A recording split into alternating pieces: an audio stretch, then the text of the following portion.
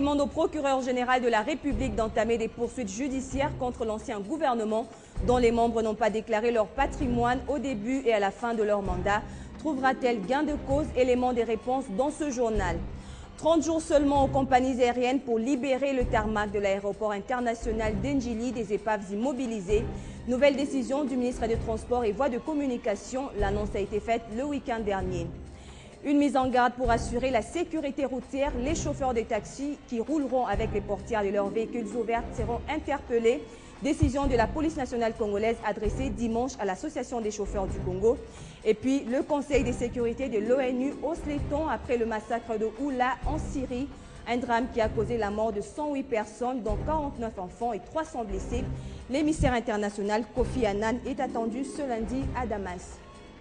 Nouvelle édition du journal sur Télé 50. Merci de nous recevoir chez vous.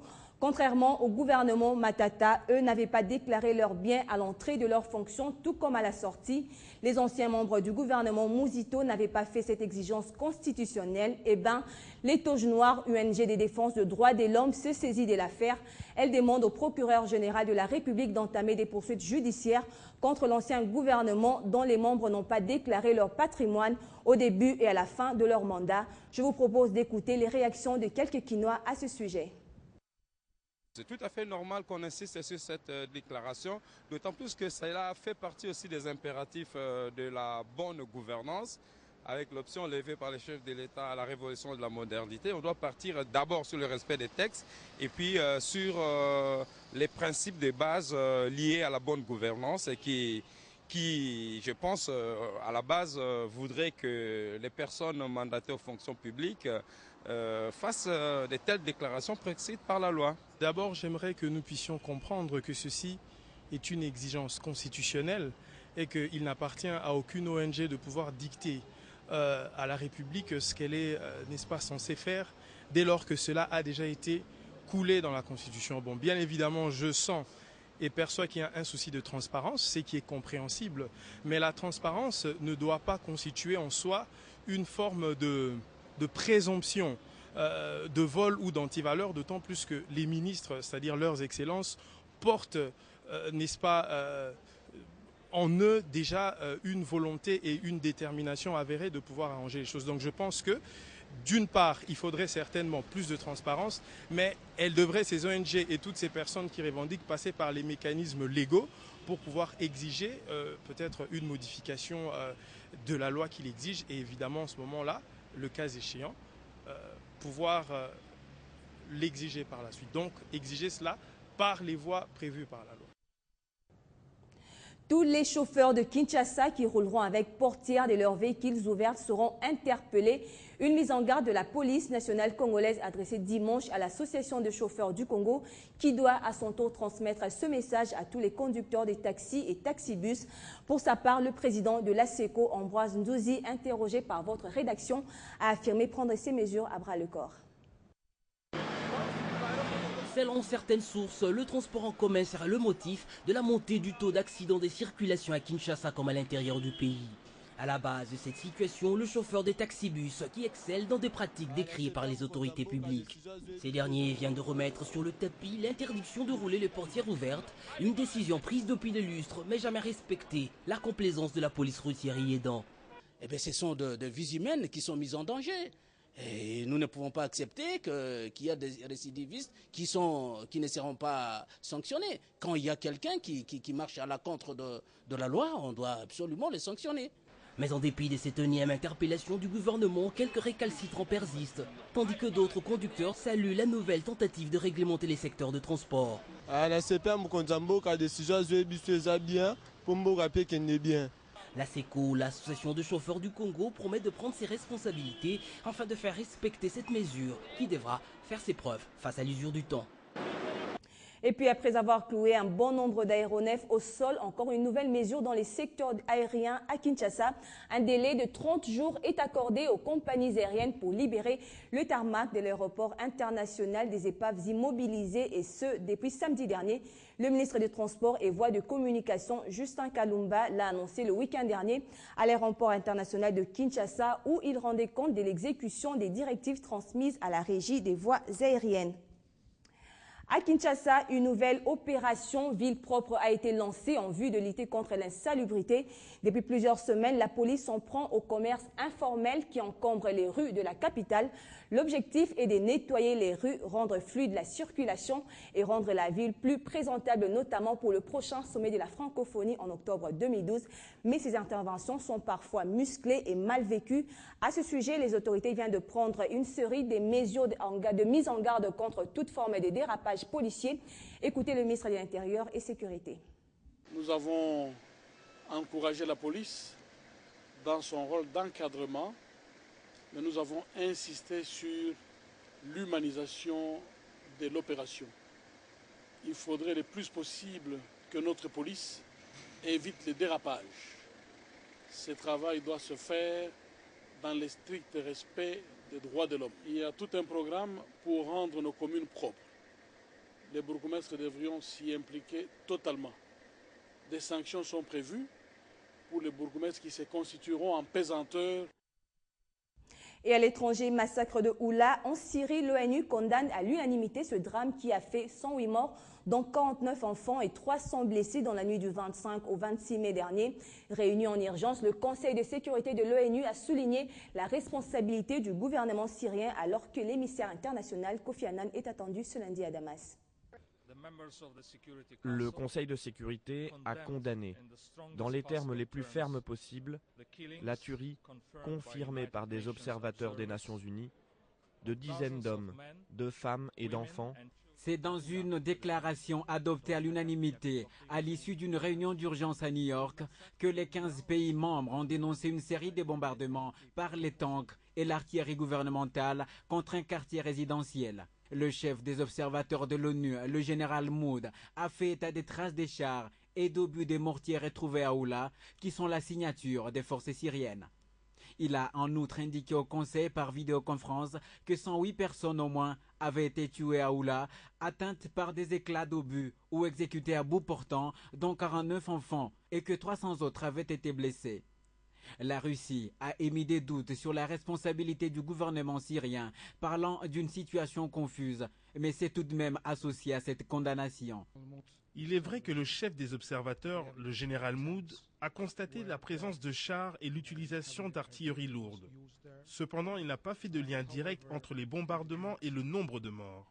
Le Conseil a exigé que Damas cesse immédiatement d'utiliser des armes lourdes dans les villes syriennes rebelles et qu'il retire ses forces de ces villes conformément au plan de paix du médiateur de l'ONU et de la Ligue arabe, Kofi Annan, qui rencontrera Bachar al-Assad mardi. Les 15 pays ont réaffirmé leur soutien aux efforts de Annan et l'ont chargé de transmettre, dans les termes les plus clairs, leurs exigences au gouvernement syrien. Et on reste en dehors de la RDC. Les rideaux sont tombés dimanche sur le 65e Festival de Cannes. La cérémonie a eu comme point d'orgue la Palme d'Or accordée à Michael Haneke pour son film Amour. Retour sur la somptueuse et solennelle cérémonie de clôture ainsi qu'une brève présentation du film Amour dans cet élément de Gilles Mwamba. Toujours aussi séduisante et mythique, la dernière soirée du festival qui a né à sa 65e édition. Bérénice Bejo l'a clôturée en compagnie du jury présidé par Nanni Moretti. La Palme d'Or, elle, est allée chez l'Autrichien Michael Haneke pour Amour, conte douloureux sur la vieillesse d'un couple incarné à l'écran par Emmanuel Riva et Jean-Louis Trintignant. Où un couple d'octogénaires lutte contre la dépendance et la vieillesse. Dis donc, qu'est-ce qui t'arrive? Tu es complètement folle? Le film est en fait sa deuxième Palme d'Or. Le jury a par ailleurs récompensé Reality de l'italien Matteo Garrone, une comédie amère sur la déception d'un candidat à un jeu de télé-réalité en lui attribuant son grand prix. Le prix d'interprétation féminine est allé aux deux comédiennes roumaines débutantes, Cosmina Stratan et Cristina Flutur, orphelines en perte de repère dans le monastère d'au-delà des collines des Christian Mungiu. L'acteur danois Mads Mikkelsen, connu pour son rôle de méchant chez James Bond dans Casino Royale en 2006, a décroché le prix d'interprétation masculine pour son rôle dans La Chasse de Thomas Winterberg. Pour le prix de la mise en scène, c'est le Mexicain Carlos Reigadas pour le poste Tenebras Lux qui a été récompensé. La seule comédie en compétition, La part des anges, du Britannique Ken Loach, a reçu le prix du jury.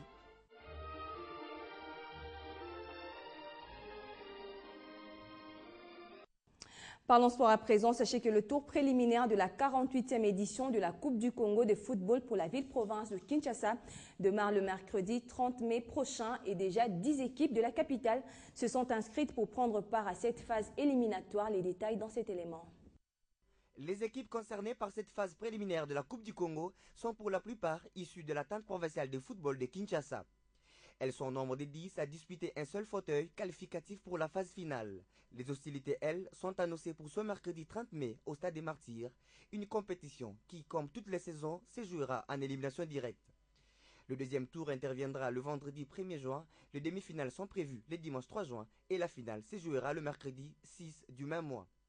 Parmi les équipes engagées à cette joute pour la ville de Kinshasa, on note l'Est Dragon qui peine toujours à retrouver ses marques d'antan, le Racing Club de Kinshasa, révélation de la dernière édition de la Ligue nationale de football, l'Olympique Club de Kinshasa, le FC MK Intachité qui fait un début timide au championnat de l'Epefkin, Shark 11, Roger le FC Foyo, le FC System, New Bellor et un invité surprise, le FC Kingasani, une équipe de première division à la tente urbaine de la Tchangou. Et ce lundi interviendra le tirage au sort au siège de la Ligue de football de Kinshasa. Vu la présence de certains cadors de l'Epefkin, la course à la phase finale s'annonce rude. Et puis en rapport justement avec cette compétition nationale, la province du Nord Kivu connaît déjà son représentant. Il s'agit de l'AS Nyuki de Butembo qui a obtenu son visa pour la phase finale après son match nul d'un but partout concédé devant l'AS Dauphin Noir de Goma hier dimanche. Des précisions dans cette correspondance de Martial Bendelo depuis la ville de Butembo. Les suspens sont tombés. Le team vert et noir de Butembo représentera bel et bien la province Nord Kivu à la prochaine phase finale de la Coupe du Congo de football. Avec 6 points plus 8 avant l'ultime rencontre d'hier dimanche, l'association sportive Nyuki a juste imposé le nul d'un but partout à l'association sportive Dauphin Noir de Goma au stade Matokeo.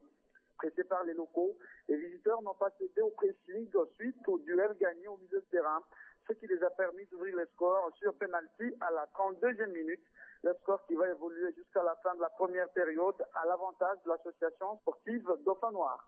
Dès le retour, le capitaine de Nyuki, Baki Lagui, réanime le moral de ses coéquipiers qui appuient sur l'accélérateur et obtiennent aussi un penalty à la 47e minute grâce au coaching payant de leur entraîneur Océan Kabamba qui a fait entrer les joueurs Jires en cours de jeu et Fauché dans la suivra des réparations.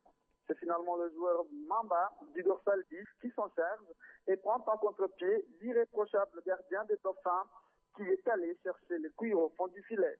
Ce but ramène les deux clubs en égalité d'un but partout.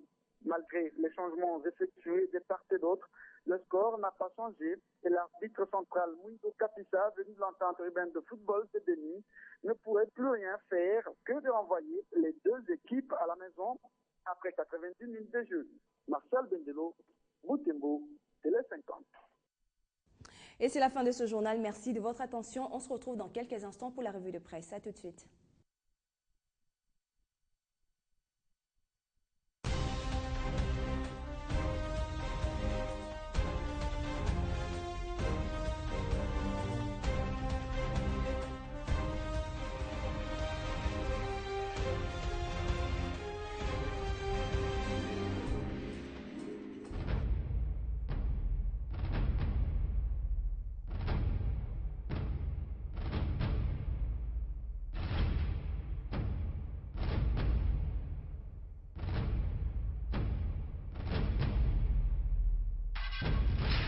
Ce journal vous a été offert par la BCDC.